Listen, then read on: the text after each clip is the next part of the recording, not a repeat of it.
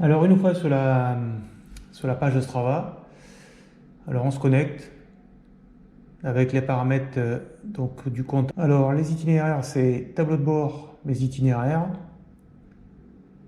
Ici c'est créer un itinéraire. Ici je vais tomber donc sur la carte du Gabon. Je vais me faire un zoom moins, remonter tout ça et arriver quelque part en France. Alors le but, on va essayer de recréer donc la trace du parcours que l'on a fait dernièrement et qui part de Villeneuve de la Croix-Juliot, de Villeneuve-de-Berre en face de Saint-Jean-le-Centenier jusqu'à la Dent Dorée, Valgorge, Palazuc et Vaubué par la voie verte. Voilà, ça c'est l'objectif. Alors des itinéraires pour VTT, on en trouve sur différents sites, Utagawa et autres. Mais s'ils ne passent pas exactement là où on voudrait, ou si on veut découvrir les chemins qui sont autour de chez soi, avec Strava et la création d'itinéraires, c'est un bon moyen. Alors, voilà, Villeneuve-de-Berre, Saint-Jean-le-Centenier et la Croix-Juliot ici, là, à 553 mètres. Alors, pourquoi plus ce site qu'un autre? Tout simplement parce que la force de Strava, c'est d'afficher en fond de carte donc tous les passages donc, des autres personnes. Alors ici, je suis en mode cyclisme, parce que je pourrais aussi afficher donc, le déplacement des coureurs à pied. Là, c'est des cyclistes sur route ou VTT, peu importe. Et la grosse force, c'est ça. Là. C'est ici, afficher la carte mondiale des activités. Si je décoche ça, voilà, j'ai juste un fond de carte classique, comme je pourrais trouver sur OpenStreetMap, enfin, ou des trucs comme ça, quoi. Alors, voilà. Et là, l'avantage, c'est que ça m'affiche tous les endroits où les cyclistes sont passés. Alors pour ma part, on va partir d'ici. Voilà. Je vais zoomer un peu plus. Alors, ici sur le fond de carte, je vois par exemple que cette route-là, elle s'arrête ici. Là. Bon, a priori, je ne peux pas aller plus loin. Sauf que quand j'affiche ici les passages donc, des cyclistes, je vois que cette route, non seulement elle peut aller plus loin, mais je vois aussi qu'il y a des cyclistes qui ont emprunté ce chemin-là. Voilà. Chose que je ne peux pas voir juste avec un fond de carte classique. Donc si je regarde maintenant, si j'affiche maintenant donc, la carte satellite, je raffiche voilà, le passage. Avec la carte satellite, cela me permet donc de voir un petit peu et d'estimer la qualité donc, du chemin qui a été emprunté. Ici, je vois qu'il y a 2 traces, donc a priori ça passe en voiture, enfin au moins en 4x4, ça remonte jusqu'en haut, et ici dans le chemin, là, dans le pré, bon, ça a l'air de passer en 4x4 ou en tracteur, a priori ça passe largement en vélo. Voilà donc la force du truc. Partout où d'autres cyclistes sont déjà passés. Alors je fais un zoom moins, je reviens avec mon affichage de carte standard. Ce qui est bien, c'est que sur la carte, on a l'affichage donc des courbes de dénivelé, ça permet d'apprécier les endroits où ça monte et ça descend. On a dit qu'on est parti de là et je vais aller jusque là. Alors là, Strava, il va me donner, voilà, il va m'afficher ce parcours-là. Sauf que moi, si par exemple je décide de passer ici sur ce sommet, que je vois bien là avec les courbes de niveau à 540 mètres, il suffit le point gris là, je clique, je tire et il me recalcule une trace. Ok, là ici c'est pas la peine de venir là, je vais plutôt prendre ce passage là, voilà, et je continue comme ça à faire ma trace. Ok, tout ça c'est bon, c'est bon. Alors, on a dit qu'on partait de la Croix-Juliot et on allait jusqu'à la Dent Dorée qui se trouve, où c'est qu'elle se trouve encore plus bas, ah voilà, en bas là, la Dent Dorée. Donc on va faire un parcours et on voit bien se dessiner là, on voit bien se dessiner donc de la Croix-Juliot jusqu'à la Dent Dorée, on voit bien se dessiner ici une ligne de crête là tout le long là, jusque par là, et là, après l'ascension de la Dent Dorée.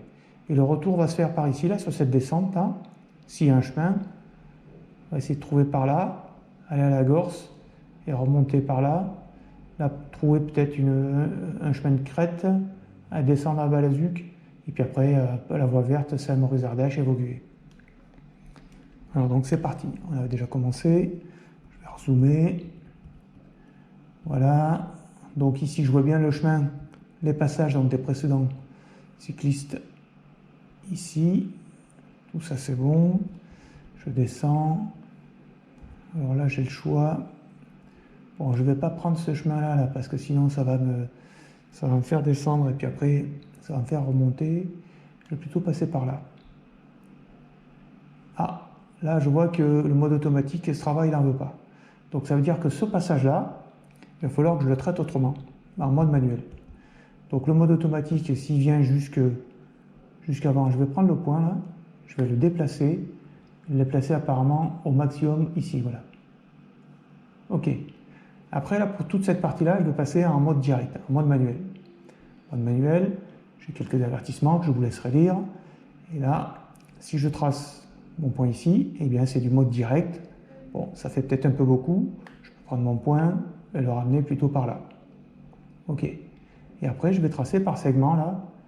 Bon, pas besoin d'être hyper précis, hein. Par segment, mon passage. Là, ça va peut-être faire un peu beaucoup de raccourcis. Je vais le ramener par là. Sinon, après, la montre va me dire que je serai hors itinéraire. Ok.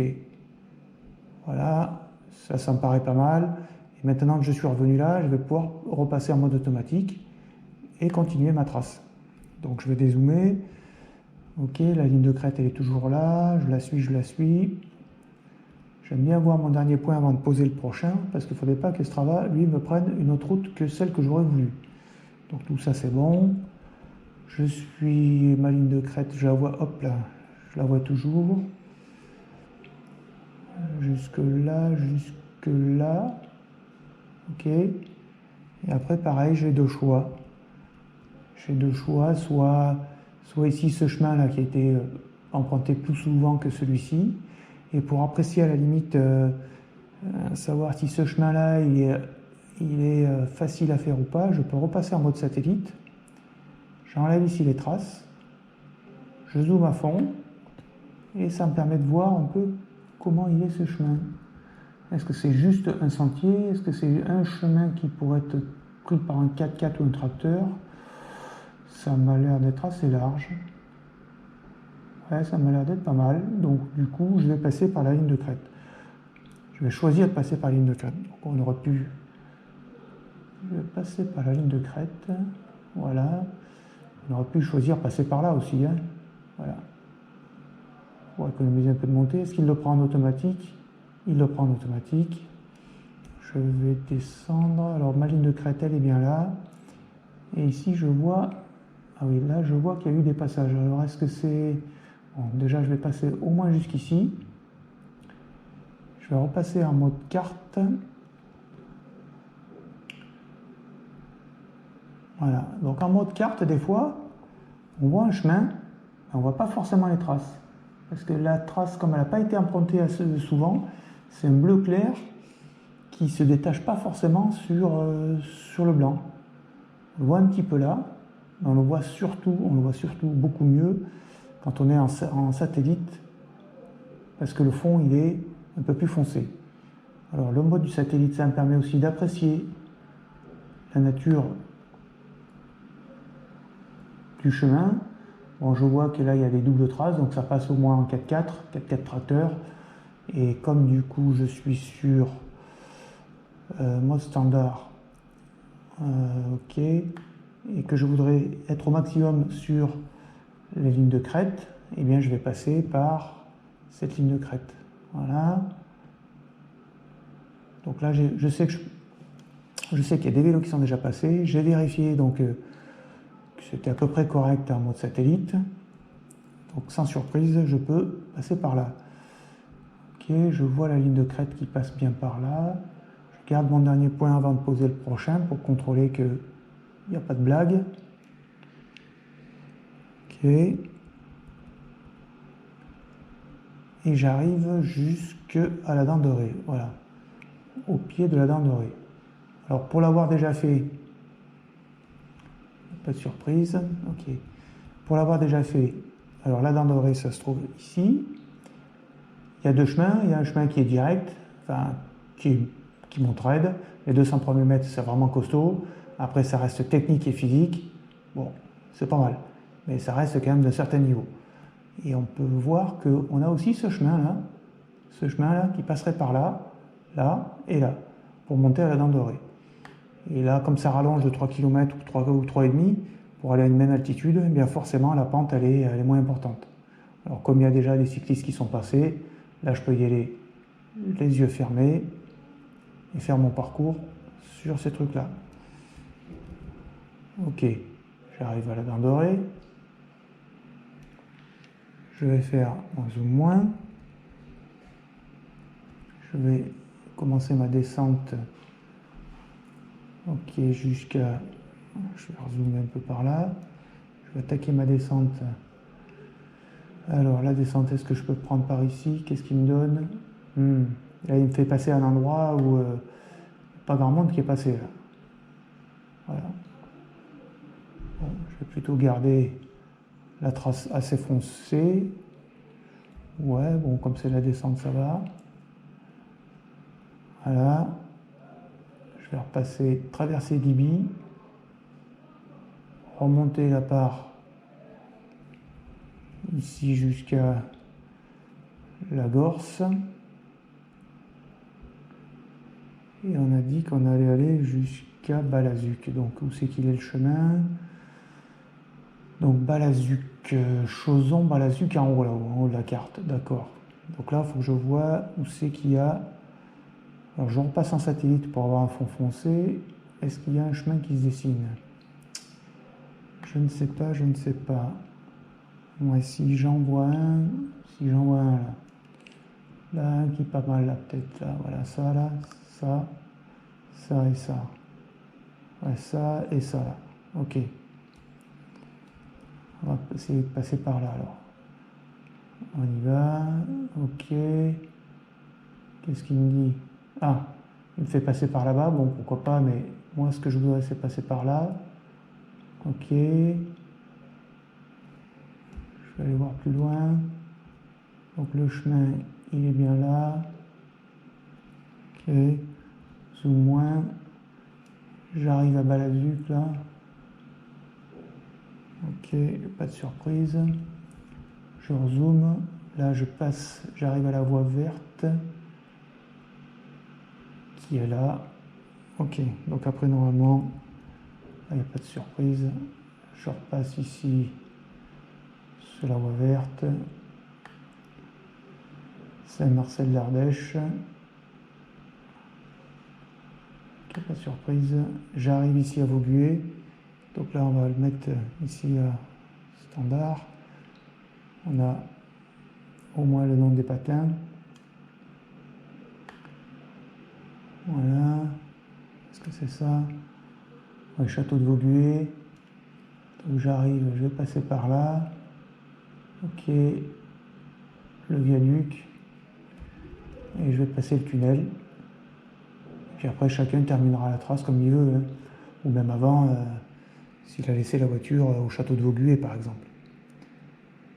Voilà. Donc je vous invite quand même de faire des enregistrements au fur et à mesure, parce que si pendant le tracé Strava plante, ce qui arrive de temps en temps, et bien là vous allez tout perdre. Comme là, comme j'ai pas enregistré, si jamais ça a planté, ben là tout ce que j'ai fait c'est pour rien. Donc il vaut mieux faire des enregistrements intermédiaires. Donc alors on a dit Croix-Juliot, Dent Dorée et Vaugué. Voilà. On va dire que c'est un MTB, mountain bike, c'est en privé, enregistré. J'espère que ça ne va pas planter. Ok, voilà. Après, il suffit d'exporter la trace GPX, puis la charger sur une montre, sur un smartphone ou sur un navigateur GPS.